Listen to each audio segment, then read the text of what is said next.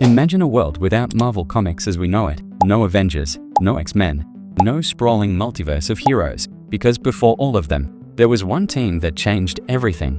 This is the story of the Fantastic Four, Marvel's first family. The team that didn't just save the world, they saved comics themselves. The year was 1961, and the comic book industry was dying. Superheroes, once the kings of newsstands, had faded into obscurity. The golden age was over, replaced by monster movies, westerns, and romance comics. Publishers were struggling, and Atlas Comics, what would later become Marvel, was on the verge of collapse. The industry needed a miracle. Enter Stan Lee. A frustrated writer on the brink of quitting, Lee was tired of the same old stories. His wife, Joan, gave him the push he needed. If you're going to leave anyway, why not write the comic you want to write? With nothing left to lose, Lee teamed up with artist Jack Kirby, and together, they took a risk that would change everything. The Fantastic Four wasn't just another superhero book. It was something entirely new. No secret identities, no perfect, square-jawed heroes. Instead, Lee and Kirby created four florid, complex people: Reed Richards, Sue Storm, Johnny Storm, and Ben Grimm, who gained incredible powers but remained unmistakably human. They argued, they made mistakes, they struggled with their abilities and with each other. When Fantastic Four #1 hit stands in November 1961, it didn't just sell, it exploded. Readers had never seen anything like it. Here was a superhero team that felt real, with personalities that leapt off the page. The Thing's tragic struggle with his monstrous form, the Human Torch's reckless energy, the Invisible Girl's quiet strength, and Mr. Fantastic, whose brilliance was matched only by his emotional distance. This was more than a comic, it was the birth of the Marvel Universe. Without the Fantastic Four, there would be no Spider-Man, no X-Men, no Avengers. They were the foundation, the spark that reignited the superhero genre. The Fantastic Four didn't just debut as heroes, they debuted as legends, and their story was only beginning. The Fantastic Four weren't just another superhero team, they were a revolution disguised as a family. When readers first met them in 1961, they broke every convention. These weren't perfect, square-jawed crime fighters hiding behind masks. They were scientists, explorers, and yes, even hot-headed teenagers, all thrust into a cosmic accident that changed them forever.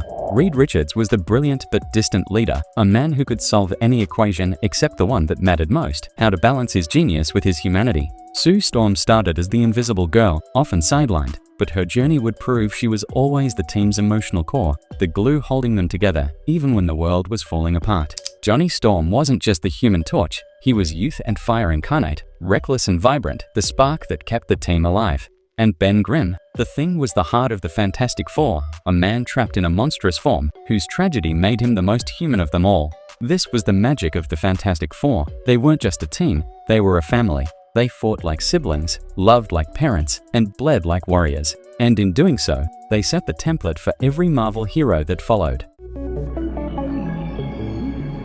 If Stan Lee gave the Fantastic Four their voice, Jack Kirby gave them their soul, and in the process, reshaped the entire Marvel Universe. Kirby's art wasn't just illustrations, it was pure, unfiltered imagination made real. Every page he drew was a window into the impossible. The negative zone, a swirling, infinite void where physics meant nothing.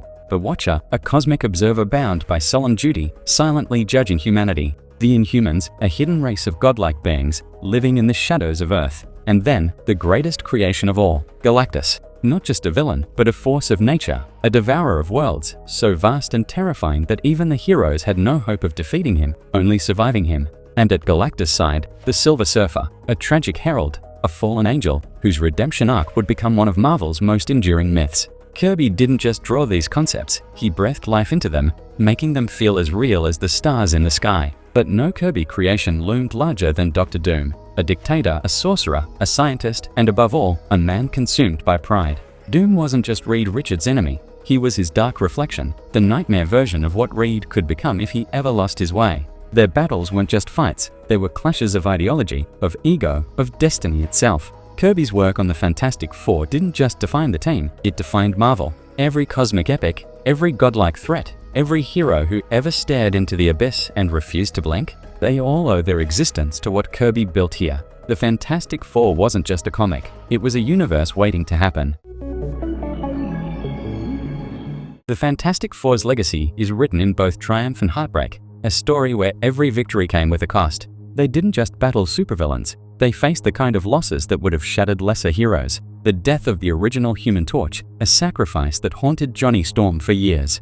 The slow unraveling of Reed Richards, whose genius mind became his greatest curse as he grew more distant, more calculating, more willing to cross lines in the name of progress. And then there was Franklin, a mutant Omega-level reality warper, born into a destiny too heavy for any child to bear. Watching him grow up wasn't just a parent's journey. It was a ticking clock, a question of whether Reed and Sue could protect him from the horrors they themselves had unleashed upon the world. The weight of the Fantastic Four wasn't just in their battles, it was in the quiet moments, the nights when Ben Grimm sat alone, staring at his rocky hands, wondering if he'd ever be human again. The days when Sue Storm had to make the impossible choice between her family and the world. Then came Civil War, the conflict that tore the Marvel Universe apart, and Reed Richards stood at the center of it. The man who had always believed in logic, in control, in the greater good, became something darker. He built the prison in the negative zone. He became, in many ways, the very thing Dr. Doom had warned him about, a man who thought he knew best, no matter the cost. And when the dust settled,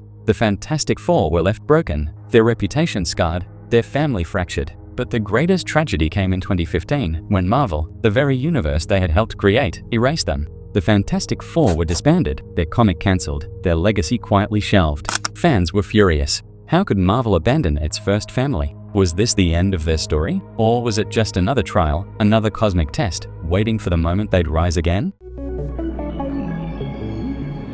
Legends don't stay buried. In 2018, the Fantastic Four returned, not with a whisper, but with a roar. Marvel couldn't ignore the outcry, the demand for their comeback. And when they finally reappeared, it wasn't just a reunion, it was a rebirth. New threats, new dimensions, new challenges that pushed them further than ever before. Because the world had changed, but the Fantastic Four hadn't. Reed was still the visionary, Sue the heart, Johnny the fire, and Ben the soul. They weren't relics of the past, they were proof that some heroes are timeless. And now, looming on the horizon, is their greatest test yet, the Marvel Cinematic Universe. After years of waiting, after false starts and rumors, the first family is finally coming home to the big screen. But their story was never just about movies, it was about the comics that built them, the decades of history that made them legends. The Fantastic Four aren't just characters, they're an idea. The idea that family isn't about perfection, that heroes don't have to be gods, that even the smartest man in the world can still learn, still fail, still grow. So what's next for them? A war with the Kree? A reckoning with Dr. Doom? A journey into the unknown reaches of the multiverse. One thing is certain, wherever they go, they'll go together. Because that's what makes them fantastic. Not the powers, not the science, not even the battles. It's the fact that no matter how far they stretch, no matter how hot the fire burns, no matter how heavy the rock, they never let go of each other. And that's a story that never ends.